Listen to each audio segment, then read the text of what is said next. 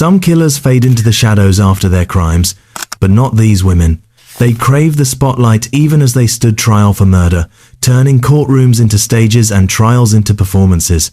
What you're about to hear are 5 stories of women who didn't just kill, they made sure everyone was watching. From the woman who gave an 18-day testimony filled with graphic details and courtroom theatrics, to the scorned wife who became so obsessed with revenge that she drove her car through her ex-husband's front door before eventually shooting him and his new wife in their bed. These aren't just murder cases, they're tales of obsession, manipulation, and narcissism taken to their deadly extremes. One of these women dissolved her husband alive in a barrel of acid using her chemistry expertise. Another seduced a 15-year-old student and convinced him to murder her husband so they could be together. And here's the kicker, one of these cases became so infamous that it inspired a major Hollywood film starring an Oscar-winning actress. Before we dive into these twisted stories, and drop a comment telling me what time you're watching and where you're watching from. Now, let's meet our first drama queen killer. 1. Jodi Arias.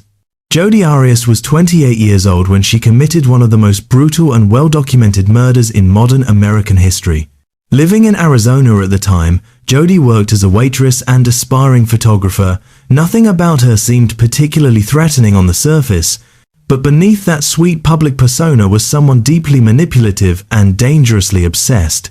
Jodi had converted to Mormonism specifically to get closer to her boyfriend, Travis Alexander, essentially reshaping her entire identity to match what she thought he wanted. She had a documented history of jealous, controlling behavior that should have raised serious red flags. Jodi moved to Arizona specifically to be near Travis, and as their relationship deteriorated, she became increasingly unstable. She hacked into his social media accounts to monitor his activities. She slashed his tires not once, but twice.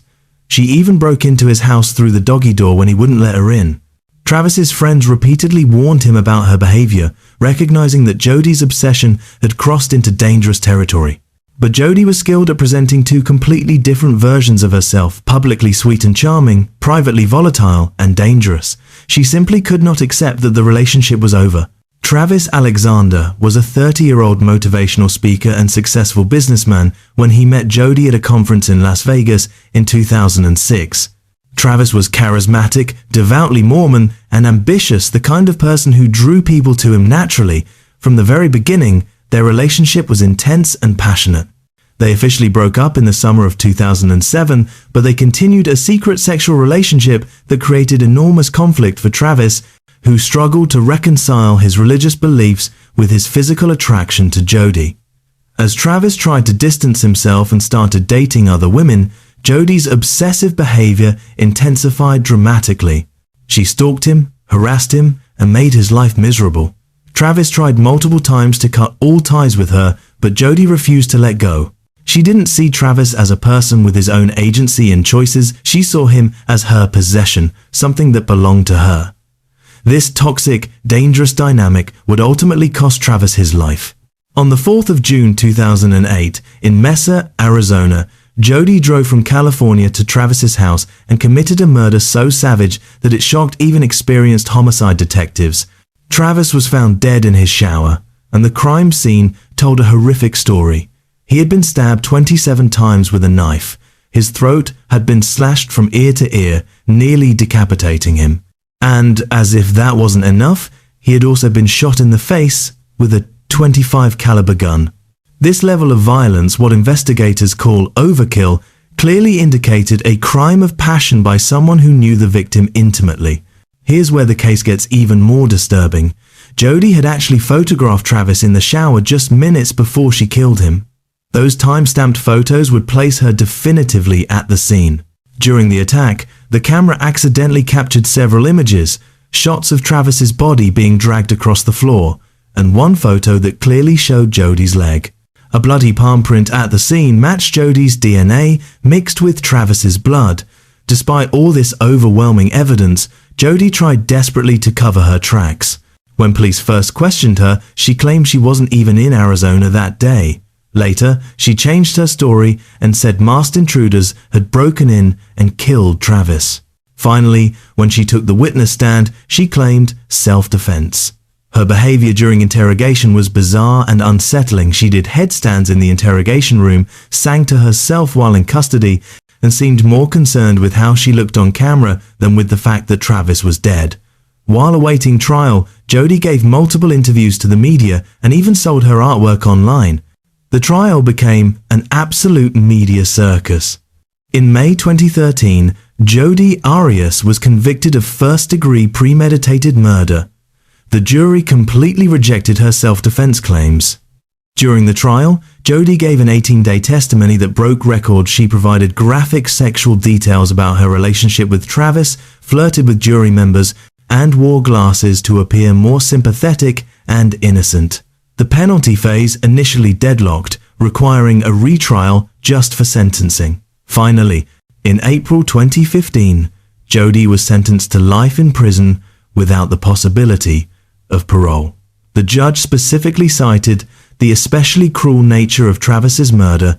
Travis's family gave heartbreaking victim impact statements describing years of pain and the public spectacle they had been forced to endure. Throughout the entire process, Jodi showed absolutely no genuine remorse. She even made public statements saying she would have preferred the death penalty to life in prison, a final dramatic gesture from someone who seemed unable to stop performing.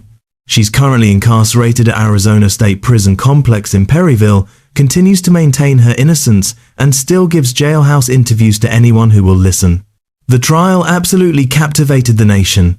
Courtrooms don't usually allow cameras, but this trial was broadcast daily on television and millions of people watched Jodi's testimony. Social media exploded with opinions. Everyone had a take on whether Jodi was a victim or a cold-blooded killer. Travis's family was forced to endure this incredibly public spectacle while grieving their loved one. Supporters and detractors of Jodi emerged, with some people actually believing her various stories despite the overwhelming evidence. The case sparked intense debates about domestic violence, victim blaming, and the role of media in high-profile trials. Many criticized the media for turning a brutal murder into entertainment. The case became a cultural phenomenon, with people following every twist and turn like it was a television drama rather than a real tragedy that had destroyed multiple families. 2. Betty Broderick. Betty Broderick was born Elizabeth Ann Biscaglia in 1947 and seemed to be living the American dream. She married Dan Broderick in 1969 when they were both young and ambitious.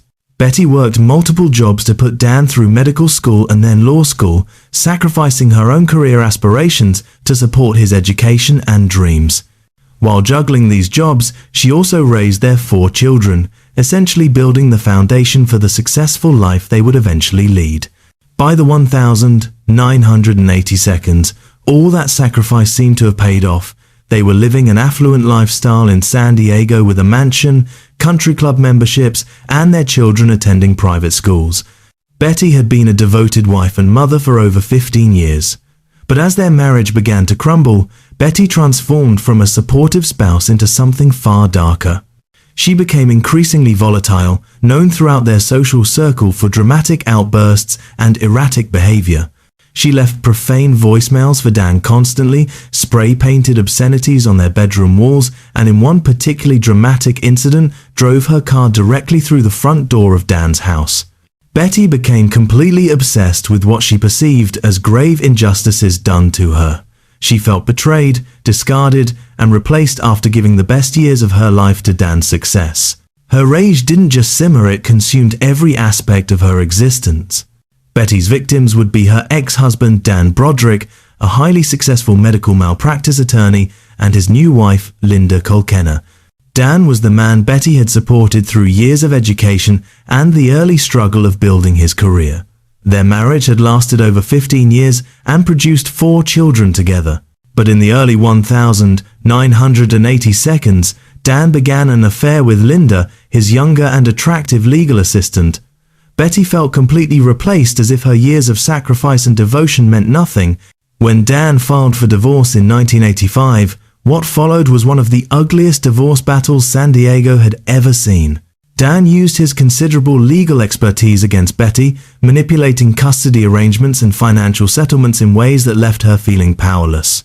Betty became increasingly unhinged, and she blamed Linda for destroying her family and stealing her life. She saw Linda not just as the other woman, but as the symbol of everything she had lost. When Dan married Linda in 1989, Betty's rage reached a boiling point. She simply could not accept that Dan had moved on and was now living the life she had helped him build, but with someone else. In the early morning hours of the 5th of November 1989, Betty drove to Dan's home in the Marston Hills neighborhood of San Diego. She used a key she had stolen from one of her daughters to enter the house at approximately 5:30 a.m. Dan and Linda were asleep in their bed, completely vulnerable. Betty had brought a .38 caliber revolver with her. She entered their bedroom and opened fire without warning. She shot Dan in the back as he slept. She shot Linda in the head and chest. Both were killed in their bed. They died at the scene. Betty immediately called one of her daughters and confessed, saying simply, "I shot your father." Then she turned herself in to police. Initially, Betty showed very little remorse for what she had done. She claimed she didn't mean to kill them, that she just wanted them to listen to her, but the evidence painted a very different picture. This wasn't a spontaneous act of passion. Betty had planned and prepared for this. She had deliberately brought the gun. She knew exactly when they would be asleep and most vulnerable. She fired 5 shots total. The crime scene showed this was an execution-style killing with no signs of struggle. After her arrest, Betty was cooperative with police but made statements that revealed her true mindset. She blamed Dan for everything, claiming that years of emotional abuse had driven her to this point. She insisted she had snapped under the pressure. The defense would later argue that she had been emotionally abused throughout the marriage and divorce. The prosecution, however, argued that this was nothing more than cold-blooded revenge by a woman who couldn't handle rejection. Betty's first trial in 1990 ended in a hung jury. Some jurors actually sympathized with her claims of abuse and felt that Dan had pushed her to the breaking point. But in the retrial that took place in December 1991, she was convicted of 2 counts of second-degree murder. The jury rejected the first-degree charges, suggesting they believed there was some element of passion rather than pure calculation. In December 1991, Betty was sentenced to 32 years to life in prison, 2 consecutive sentences of 15 years to life. The judge called it a tragic case, acknowledging the complexity of the situation. During her sentencing, Betty showed absolutely no remorse. Instead, she ranted about Dan's mistreatment of her and continued to blame Linda for destroying her family. Betty is currently incarcerated at the California Institution for Women in Chino. She had her first parole hearing in 2010, which was denied. Her second hearing in 2017 was also denied. She won't be eligible for parole again until 2032. Even from prison, Betty continues to claim victimhood and gives interviews maintaining her position. Her children remain divided on whether to support her or not. The affluent San Diego community was absolutely shocked by the murders. This kind of violence was virtually unheard of in their social circles. The case became a national news sensation and inspired multiple TV, movies, and books. Most recently, Netflix produced a series called Dirty John, the Betty Broderick story, that reignited public interest in the case. Public opinion remains deeply divided even today. Some people see Betty as a scorned woman who was pushed too far by an emotionally abusive husband who used his legal power to destroy her. Others see her as an entitled, privileged woman who committed murder because she couldn't handle losing her comfortable lifestyle. 3. Yolanda Saldívar. Yolanda Saldívar was born in September 1960 in San Antonio, Texas, and worked as a registered nurse, a profession that requires compassion and care for others. In 1991, Yolanda founded the official fan club for Tejano music star Selena Quintanilla Perez and quickly became its president. What started as fandom evolved into something far more intense and unhealthy. Yolanda was extremely devoted to Selena, eventually gaining the trust of the entire Quintanilla family. Her dedication seemed admirable at first, and she was eventually given the responsibility of managing Selena's boutiques. But those close to the situation began to notice that Yolanda's behavior was becoming obsessive and controlling. She showed possessive behavior towards Selena and wanted to be physically close to the star constantly. Yolanda had very few other relationships or interests in her life. Everything revolved entirely around Selena. She became increasingly defensive when anyone questioned her actions or decisions.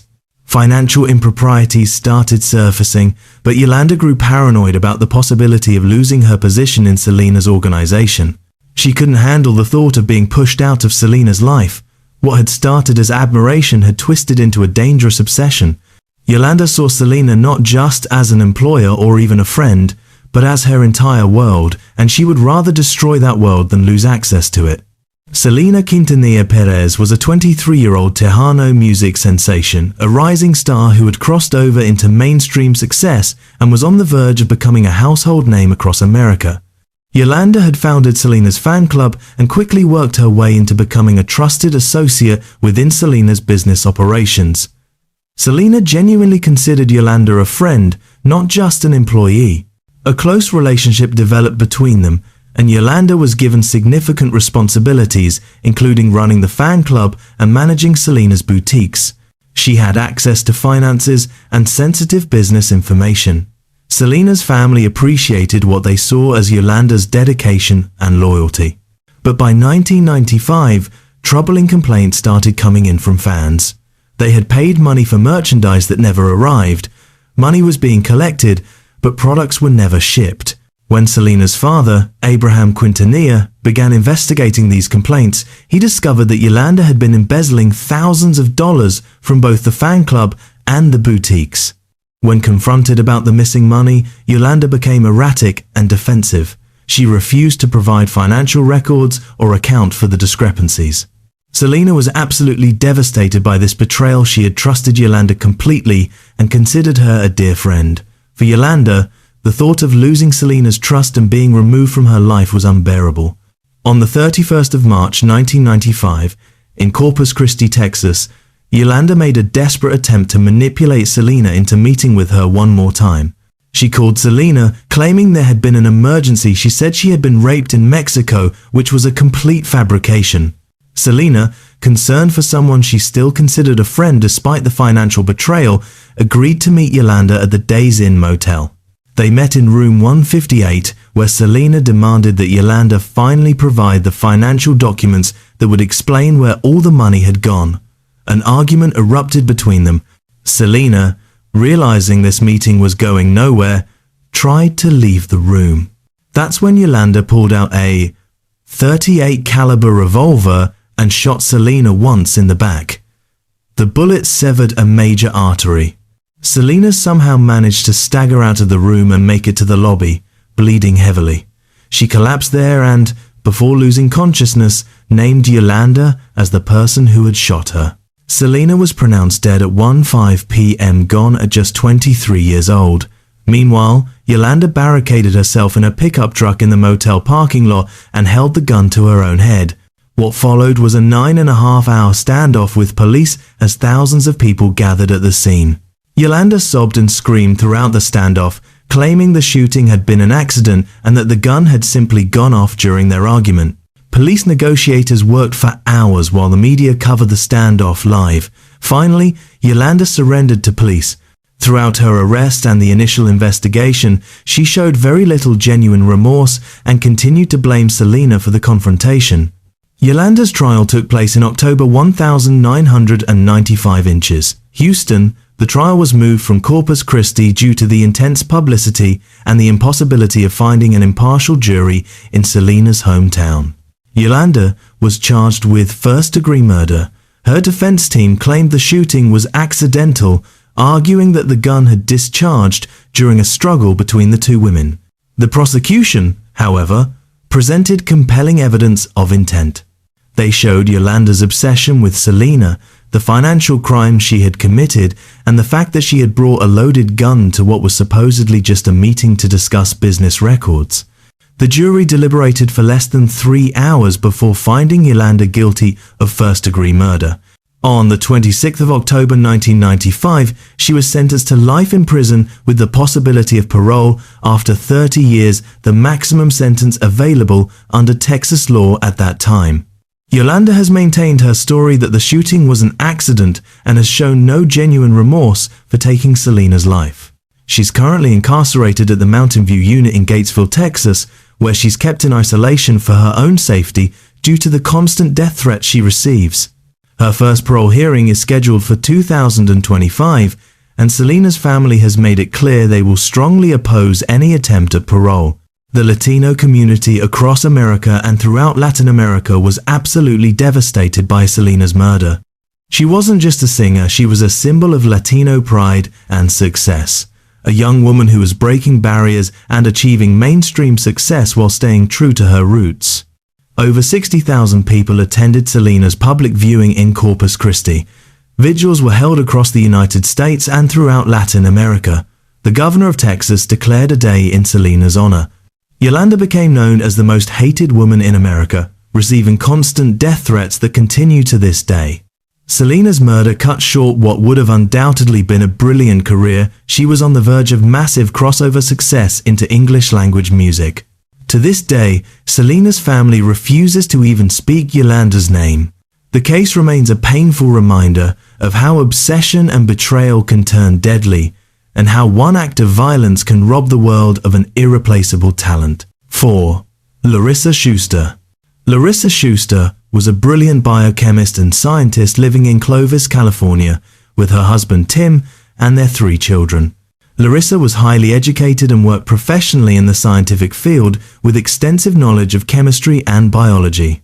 To neighbors and acquaintances, the Schuster family appeared successful and stable, a typical upper-middle-class family living a comfortable life, but behind closed doors, the marriage was crumbling. Larissa and Tim were involved in bitter divorce proceedings that were becoming increasingly hostile. Financial problems were mounting, and Larissa felt betrayed and abandoned by Tim's decision to leave the marriage. Friends who knew her described Larissa as controlling, with clear narcissistic personality traits. She had an entitled attitude about money and assets, resentful that she would have to split what she considered hers with Tim. As Tim moved forward with his life and the divorce proceedings, Larissa simply couldn't accept losing control over him or their shared resources. What made Larissa particularly dangerous was that she possessed scientific knowledge that most people don't have, and she was willing to use that expertise for evil. She planned methodically, calculating every detail with the same precision she had once applied to laboratory experiments. Larissa showed absolutely no empathy for Tim or consideration for their children who would lose their father. She was focused entirely on revenge. Tim Schuster was Larissa's husband and the father of their 3 children. They had been married for years, but like many marriages, theirs had deteriorated over time. There were issues with infidelity and mistrust that had poisoned the relationship beyond repair. When Tim finally filed for divorce and sought custody of their children, Larissa's reaction was extreme. She was furious about the divorce, feeling humiliated and rejected. The custody battle that ensued was bitter and contentious, with both sides fighting aggressively. Financial disputes became a constant source of conflict. Neither wanted to give up assets or agree to a settlement. Tim simply wanted to move on with his life, to find peace and start fresh. But Larissa couldn't let go. She saw Tim as a betrayer, someone who had destroyed their family. She blamed him entirely for the breakdown of their marriage and resented having to split their assets. Larissa wanted revenge for what she perceived as wrongs Tim had committed against her. The relationship had become toxic and dangerous, though Tim had no idea just how far Larissa was willing to go to hurt him. On the 10th of July, 2003, Larissa put into motion one of the most horrific murder plots in California history. She had enlisted her lover, James Fagone, to help carry out her plan. Together, they lured Tim to a storage facility under the pretense of meeting to discuss the divorce. Tim arrived expecting nothing more than another difficult conversation about custody and finances. Instead, Fagone ambushed and attacked him. They drugged him with chloroform to incapacitate him. Here's where this case becomes almost unbearably horrific. While Tim was still alive, they stuffed his body into a 55-gallon barrel. Then Larissa used her chemistry knowledge to fill that barrel with hydrochloric acid. Tim Schuster was dissolved alive in acid, conscious and aware, as the acid burned through his body. This murder is considered one of the most sadistic and horrific in California history.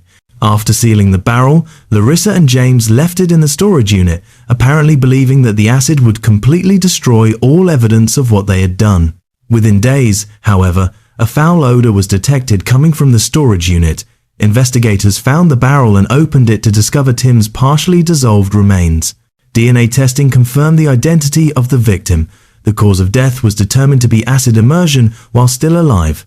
Evidence showed clear premeditation. Larissa had purchased the barrel and the acid beforehand, planning every detail of the murder. When caught, she showed no remorse whatsoever and tried to blame Fagoni entirely, claiming he had acted alone. But phone records proved there had been extensive coordination between them, and forensic evidence overwhelmingly pointed to Larissa as the mastermind. Larissa was arrested and charged with first-degree murder. Her trial began in 2008, and the prosecution painted a chilling picture of a vengeful ex-wife who had used her scientific expertise to commit murder in the most sadistic way imaginable. The defense claimed that James Fagoni had acted alone and that Larissa was not involved in the actual murder, but the evidence proved otherwise. Phone records showed coordination and planning. Witness testimony was absolutely damning. The jury convicted Larissa of first-degree murder, and in September 2008, she was sentenced to life in prison without the possibility of parole. The judge called the crime heinous and depraved, noting that dissolving someone alive in acid was among the most sadistic methods of murder he had ever encountered. Tim's family gave heartbreaking victim impact statements describing the horror of knowing how Tim had died and the suffering he must have endured in his final moments. Throughout the trial and sentencing, Larissa showed no emotion. She never apologized or showed any remorse for what she had done. James Fagoni was also convicted and sentenced to life in prison. Larissa is currently incarcerated at the Central California Women's Facility in Chowchilla, and all her appeals have been denied. The Central Valley community was absolutely horrified by what became known as the barrel murder. The case shocked all of California and drew national attention. Media outlets dubbed Larissa the Acid Lady, a nickname that captured the grotesque nature of her crime. Neighbors struggled to reconcile the professional, educated woman they had known with the monster who had dissolved her husband alive in acid. The case drew attention to the extreme violence that can emerge from divorce rage and the dangerous combination of intelligence and narcissism. Tim's family was left devastated, forced to live with the knowledge of his suffering. There were questions about whether warning signs had been missed during the divorce proceedings, whether the courts or social services could have done more to protect Tim. Today, Larissa Schuster remains behind bars where she belongs, her scientific brilliance forever overshadowed by the evil to which she applied it. 5. Pamela Smart. Pamela Smart was just 22 years old in 1990 when she committed a crime that would shock the nation and change how the media covers trials. Pamela worked as a media coordinator at Winnicott High School in Hampton, New Hampshire. She was young, attractive, and ambitious, someone who seemed to have everything going for her. She had married her high school sweetheart, Greg Smart, and from the outside their life together appeared perfect. But Pamela found her marriage boring and wanted excitement that her stable life with Greg couldn't provide.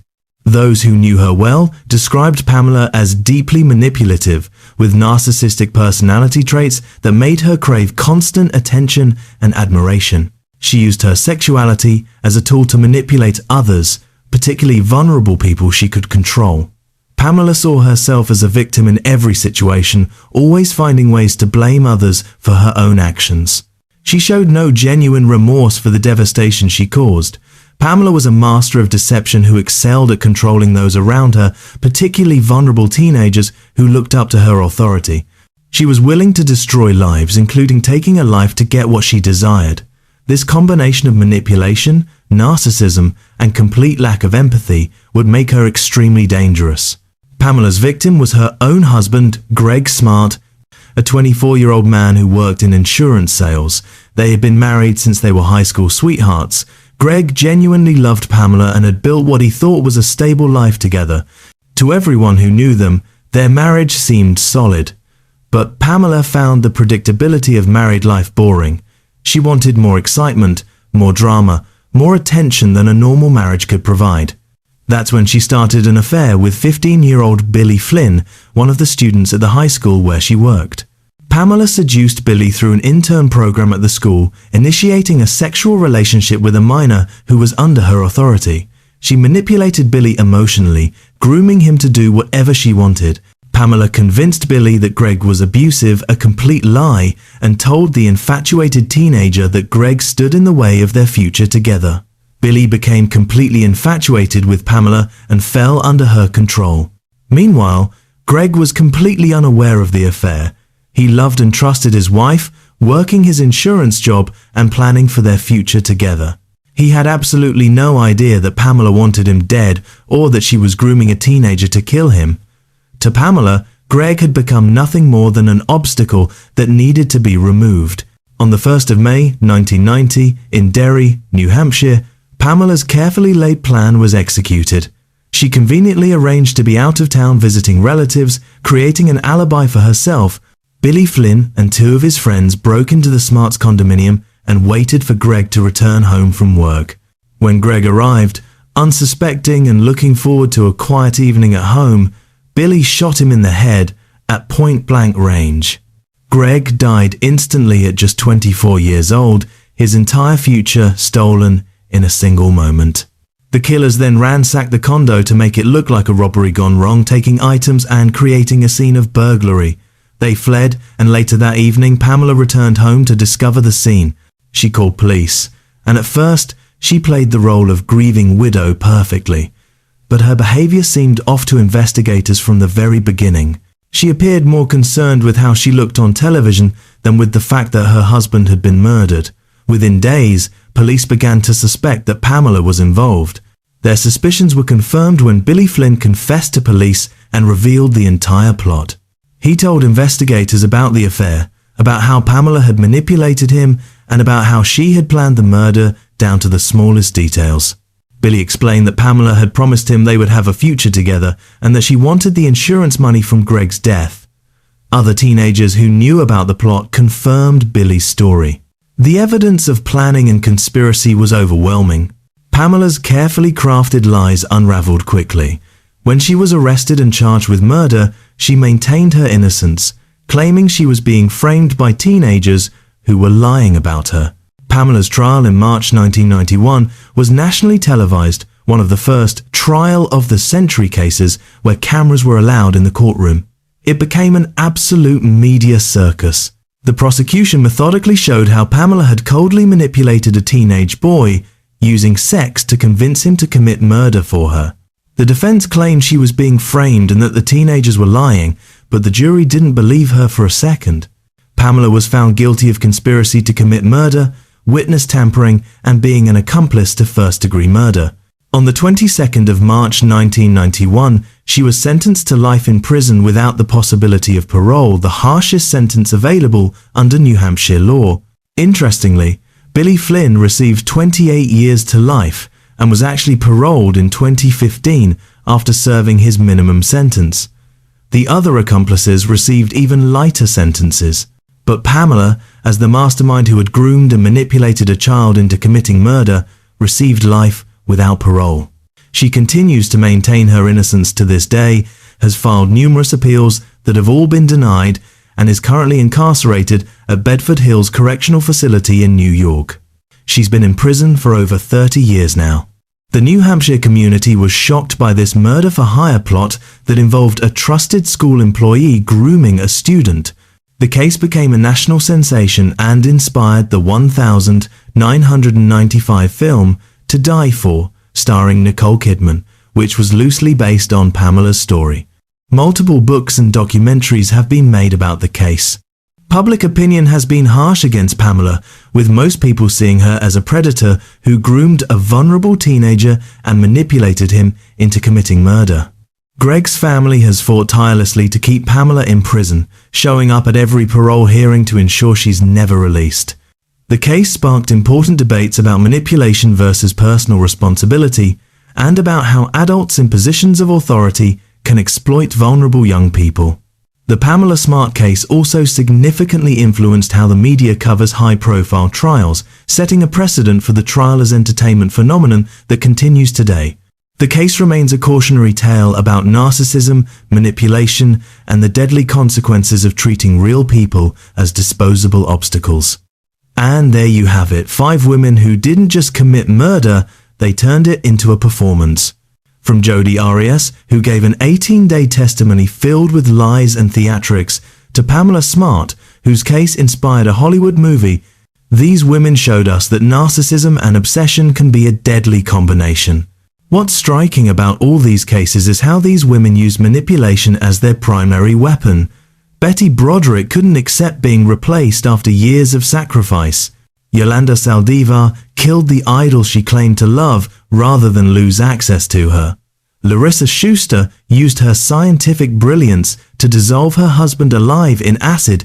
Each of these women saw their victims not as human beings, but as obstacles or possessions. They craved attention, control, and validation so desperately that they were willing to destroy lives to get it. Today, all 5 are behind bars. Some will never see freedom again. Others might face parole hearings where their victims' families will fight to keep them locked up. These cases remind us that the most dangerous people aren't always the ones who lurk in shadows. Sometimes they're the ones performing on a stage, demanding the spotlight even as they commit unspeakable acts. If this deep dive into drama queen killers opened your eyes to the dark side of narcissism, smash that like button and subscribe for more true crime content. And hey, drop a comment below. What time are you watching this and where are you watching from? Which case shocked you the most? Thanks for watching, and remember, not all performers deserve an audience.